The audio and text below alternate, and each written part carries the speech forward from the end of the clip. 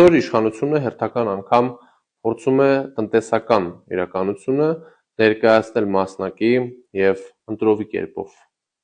Հայաստանի Հանրապետության էկոնոմիկայի նախարար Գևորգ Բաբոյանը հղում է անում միջազգային հեղինակավոր զեկույցի, սակայն այդ զեկույցից հանրությանը ներկայացվում են միայն քաղաքական առումով շահեկան ձևակերպումներ։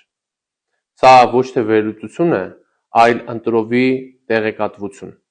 Իսկ ամբողջական պատկերը բոլորովին այլ է։ Հայաստանը արդեն 5 տարի անընդմեջ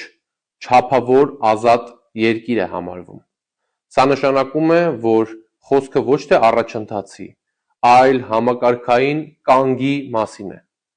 Ավելին, 2026 թվականին արձանագրված աճը որևէ նոր որակ չի ձևավորում։ Դա ընդամենը վերադարձ է տարիներ առաջ ունեցած մակարդակին, այսինքն այն, ինչ ներկայացվում է որպես հաջողություն, իրականում նախկին պոտենցիալի սպառում է։ Զեկույցը միաժամանակ արձանագրում է խնդրահարույց մի շարք առանցքային ուղղություններ։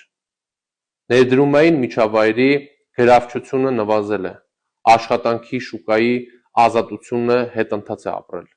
իսկ առևտրի ազատության ցուցանիշները մնում են ցածր մակարդակներում։ Սրանք վիճակագրական թվեր չեն միայն, սրանք տնտեսական քաղաքականության արդյունավետության ուղիղ ցուցիչներն են։ Սակայն ամենահիմնարար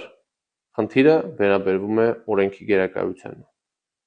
Սեփականության իրավունքի պաշտպանությունը և արդարադատության արդյունավետությունը գնահատվում են որպես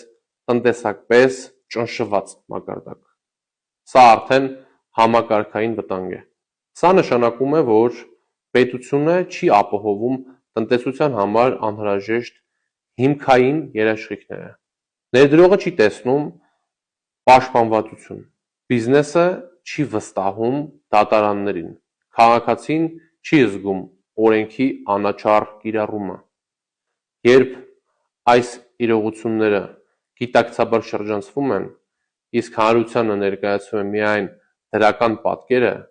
դա այլևս պարզապես տեղեկատվության թերի ներկայացում չէ։ Դա քաղաքական մանիպուլյացիա է։ Պետական պաշտոնը չի կարող վերածվել նախընտրական հաղորդակցության գործիքի։ Տնտեսական զարգացումը չի կառուցվում ֆեյսբուքյան հրապարակումների վրա։ Այն կառուցվում է վստահելի ինստիտուտների, կանխատեսելի քաղաքականության և օրենքի գերակայության հիմքի վրա։ Եվ քանի դեռ այս հիմնարար պայմանները ապահովված չեն, ցանկացած ճակերտավոր հաջողության մասին հայտարարություն մնում է ոչ թե իրական արդյունք, այլ կիսատ ներկայացված իրականություն։